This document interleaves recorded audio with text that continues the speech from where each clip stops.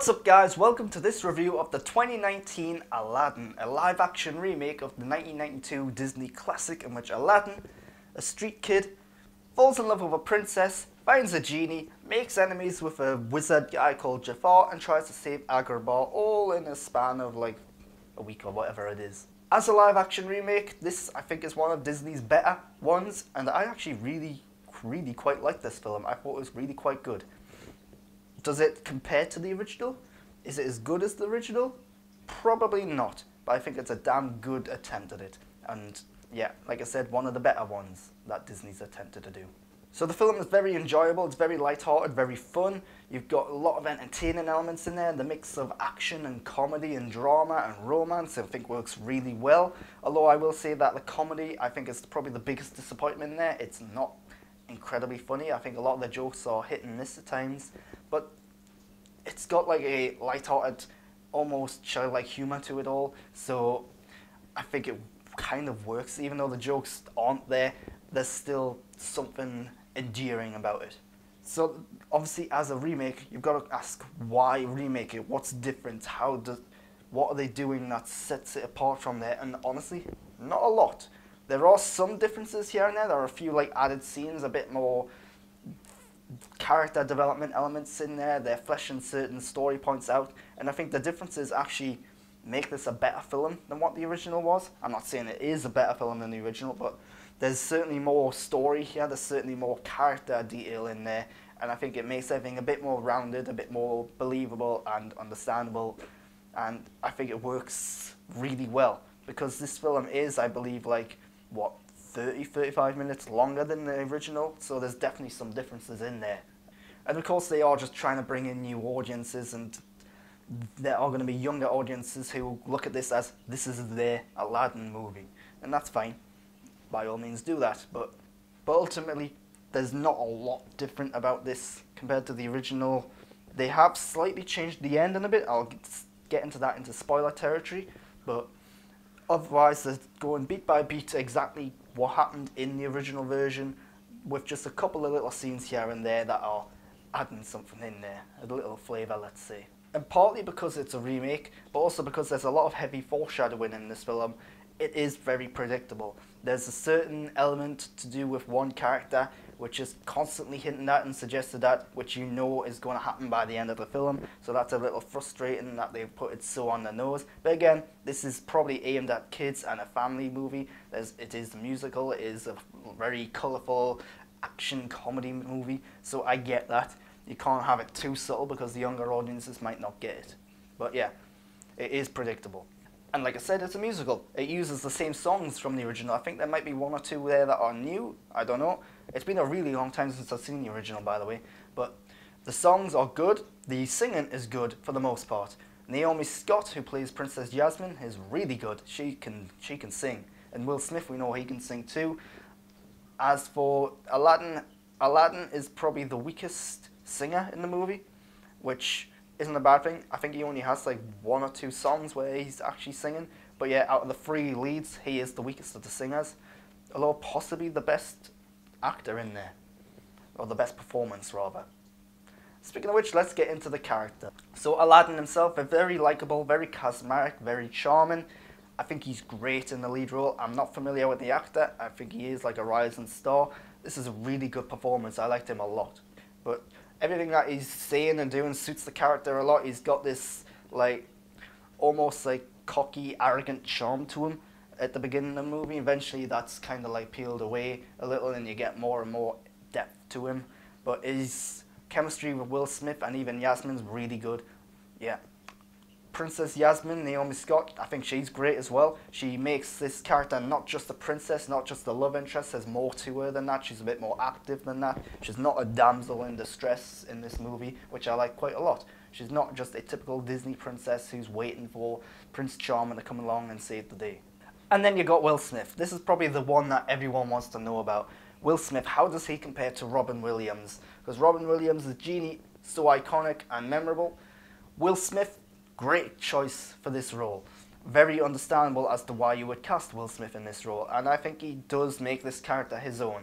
Yeah, he is kind of just doing his take on Robin Williams' material, but he couldn't change it up too much. He couldn't do so much of the improvisation because then that would be taking it away from what that character is, and he'd be risking ruining the movie. So I think there's enough here that sets him apart from Robin Williams, and I think it's a great performance, very likable performance, good Will Smith performance. The one detraction about Will Smith is not so much about the performance, but about the CGI. The CGI, as I'm going to touch on a little bit later, is hit and miss at times. Some of it's great, some of it looks a bit goofy and cheesy and just a little off. And that goes for a lot of the Will Smith in the Blue Genie form. And it's weird because clearly he's done motion capture here, and when you're doing motion capture and you're essentially removing the character's legs and changing them to a cloud of smoke, it looks a bit odd because he's clearly walking, but so the character model looks like he's walking, but then the rest of him doesn't. So yeah, some of the CGI doesn't quite work. Then you got Jafar. Haven't seen the trailers for this movie. When I first saw them and I saw who was playing Jafar and I saw their take on Jafar, I was pretty annoyed. This is a very different take on Jafar, at least visually concerning him, because they've probably decreased his age by like 20 years at least, and they've made him much more of a grounded, more in line with like Princess Yasmin and Aladdin kind of age territory, and I was against that.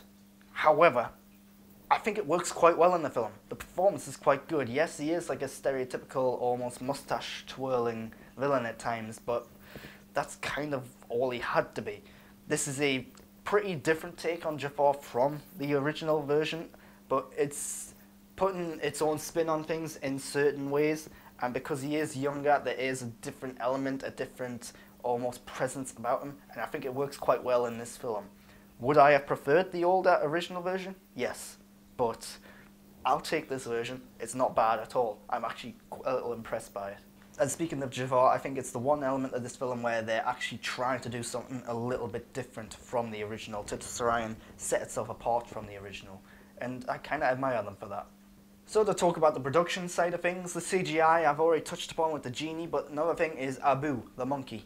The monkey is entirely CGI in this movie, and at times it looks okay when you're seeing it from a distance, or when it's on someone's shoulder, for example. But when it's got like a full-on close-up shot of it, you can totally tell it's CGI. The facial expressions that it's given are a little not quite right. It's weird. What's the phrase that I'm looking for? There's a phrase in which when you're looking at something that's trying to be real, but it's not real, and you can tell it's not real. So that's one of the problems that affects Abu most primarily, I would say, in terms of the characters. You've also got the parrot, although the parrot works really well. I can't remember the parrot's name. But other CGI, like the actual locations, the city of Agrabah looks really good. The use of lighting and environments looks really good. This is a very good looking film, great cinematography, very colourful, very bright, and of course it's hard to judge the cinematography too much when half of it's CGI, half of it looks like it's location. So, but yeah, it makes for a really gorgeous, visually stunning film. And I've touched upon the songs. The songs I think are good. They're the classic Aladdin songs. One or two are new, I think, but don't call me on that one. And Naomi Scott, great actress, great singer. Aladdin, not so much. He's not bad by any means, he's just not good. And yeah, you've got Will Smith doing his thing in there as well. So the songs work really well. And they're the classic songs that you know and love. But overall, the score and the soundtrack is really good. The main Aladdin theme that they use quite a bit throughout the film is really good. It really does a good job of setting the tone and the mood of certain scenes and making them ominous, but also feel epic and adventurous at the same time. So I like that a lot. And the last thing I want to talk about is that it's well paced and well directed. I think this is a Guy Ritchie film, and you can tell in certain scenes, particularly towards the beginning when he's doing like parkour and when they're doing like the action scenes, because that's what Guy Ritchie's really good at.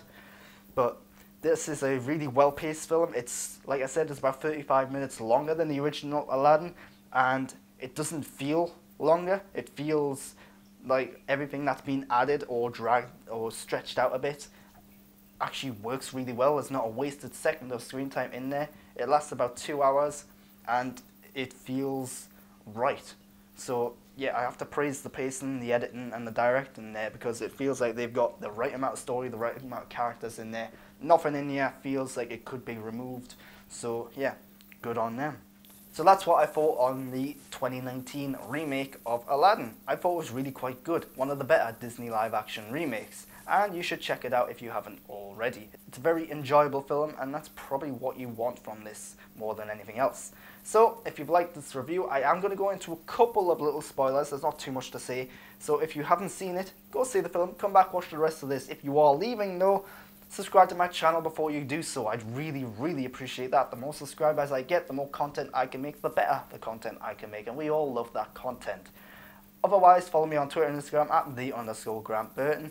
But right now, I'm going into spoilers. So again, leave if you haven't seen it, come back afterwards. Time for full spoilers.